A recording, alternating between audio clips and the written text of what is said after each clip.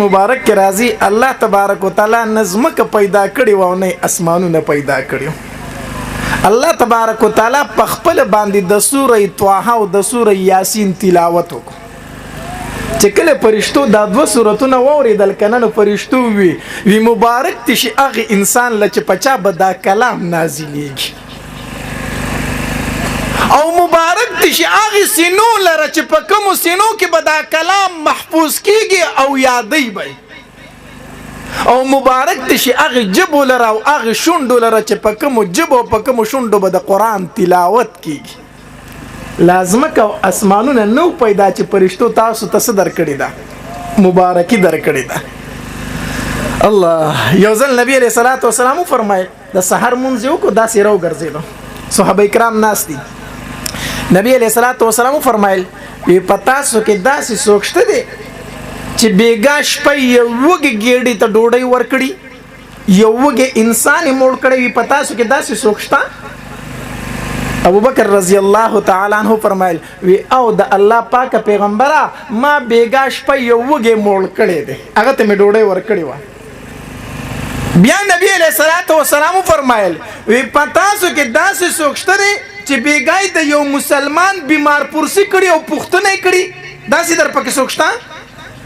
ابو بکر رضی الله تعالی عنہ بیا فرمایل وی او د الله پاک پیغمبر بیګا ما د یو مسلمان بیمار پرسی کړي او پوښتنه مې کړي و. بیا نبی علیہ الصلوۃ والسلام فرمایل وی پتا سو کې داسې یو انسان شته چې بیګای د یو مسلمان جنازه کړي د یو مسلمان په جنازه کې شریک شوی وي.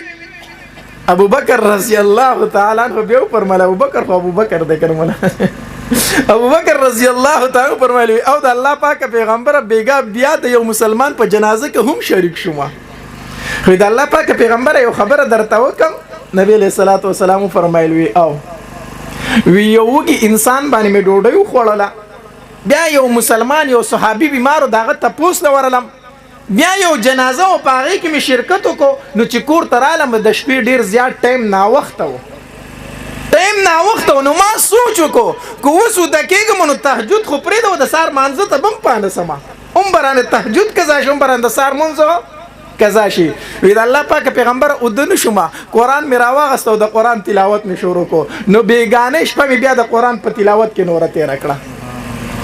نبی علیہ الصلوۃ والسلام فرمایي خا ابو بکر دا خبره ده وی دا زکه بیگا زما خواله جبرئیل علیہ الصلوۃ والسلام سلزل راغه او ما ته وی چې په ابو بکر باندې زما سلام وایا. په بیگانه شپه جبرئیل علیہ السلام سلزل زما خواله راغه ما ته وی چې په ابو بکر می سلام وایا. ای بیا په اخر کې جبرئیل علیہ السلام راغه ما ته وی چې د الله پاک پیغمبره په بیگانه شپه کې می د ابوبکر شونډې سل واره خپل کړي دي د ابوبکر شونډې می سو واره خپل کړي سل واره خپل کړي دي ای په کوم شونډو باندې چې د قران تلاوت کیږي جبرئیل علیه الصلاۃ والسلام د هغه باندې خله لګي په هغه شونډو باندې. مور خوشاله شه پلار خوشاله شه نن ستا بچی د الله کلام سرته ورسو خوشاله شه نن الله ستا عمل نامه د ګناونو نه پاک کړه او شکر الحمدلله نن دی عمل نامه د ګناونو نه پاک شولا د الله شکر ادا کا. الله خپل بچی راولې علماء ته حواله کوي خپل بچی علماء ته حواله کوي. الله دنیا ته مپرید ہے ډیر د فتنو زمانه ده ډیر د خفګان زمانه ده. وختي مې یو حدیث مبارک کتو نبی علیہ الصلوۃ والسلام فرمایي او چې کله اخر زمانه شي کنه نو په دې خلکو کې به قتلونه زیات شي مرګونه به زیات شي. تاسو اورئ کنه یو سړی راولګېدو خپل ژوندۍ لوري خخه کړه ای افسوس ظالم څنګه لاستي ورځي دی ګوډیلا رور راولګېدو رور قتل کو په هر کلی نه دا خبر راځي پلان کې راولګېدو پلان کې قتل کو دا نبی علیہ الصلوۃ والسلام فرمایلیو وی د قیامت په علاماتو کې یو علامه ده چې قتلونه به زیات شي. ای ظالم ته پته نشته مسلمان قتلول څومره لویه ګناه لري.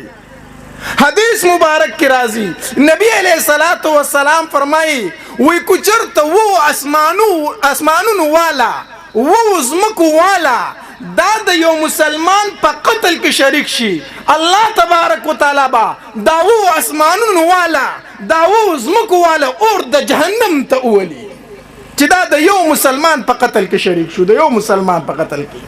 الله ته دا پروا نشته دی چې دا خو تمام مخلوق ته. الله فرمایي ما ته دا تمام مخلوق اور د جهنم ته اچول آسان دی خو د یو مسلمان بے ګناه قتلول را باندې ګران دی. سوچو که ته مسلمان ته څنګه ټوپک نیسي ته مسلمان څنګه وجني. حدیث مبارک کی راضی نبی علیہ الصلوۃ والسلام فرمایي یو انسان د بل مسلمان په قتل کې معمولی اشاره کړې و چې دغه دی.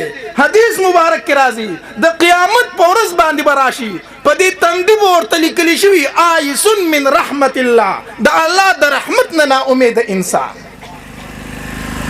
صرف د مسلمان په قتل کې اشاره وکړه په میدان محشر کې به داسې ګرځي چې لپتندې به ورته لیکي د الله د رحمت نه نا امید دی. ظالم تا خو ټوپک راواغستا خو مسلمان وجه تا خو مسلمان قتل کړو. د مسلمان په قتل سره د الله عرش لکېږي.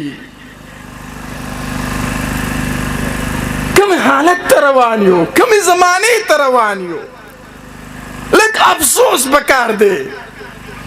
دنیا دومره خوږه شوه مونږ ته دومره محبوبه شوه مونږ ته چې رور رالګي رور وجني. داسې ده که داسې نه ده. بله ورځې واقعه ده د ثوابۍ په ثوابۍ کې یو رور رالګېدلی دی خپل څلور بچي ماشومان حلال کړي دي او بیا په آخر کې ځان وجلی دی. بچي له د چا لاس ورځي چې بچی مړ کړي. دا په څومره خوارو خلکو رالوی کړي دي دا ماشومان. د بازار نه سړی مڼې په تیلۍ کې راوړي یو مڼه ترې نه ورته وشي د انسان زړه خوږېږي که نه خوږېږي. هغه بچی په تکلیفونو سړی رالوی کړي د چا لاس ورځي چې دغه بچی دې قتل کړي. دا ولې دومره مجبوره شو دا ولې دې حد ته ورسېدو چې په خپل بچي باندې چاړه راکاږي. دا ضرور د وجې نه دنیا دومره خوږه شوله. واقع به تاسو اورېدلي که نه یو ورور باندې غریبي راله قرضدار شو قرضونه پرې راواخېدل د هغه د غریبۍ نه د هغه د مجبورۍ نه پیدا اول د هغه رور واغستله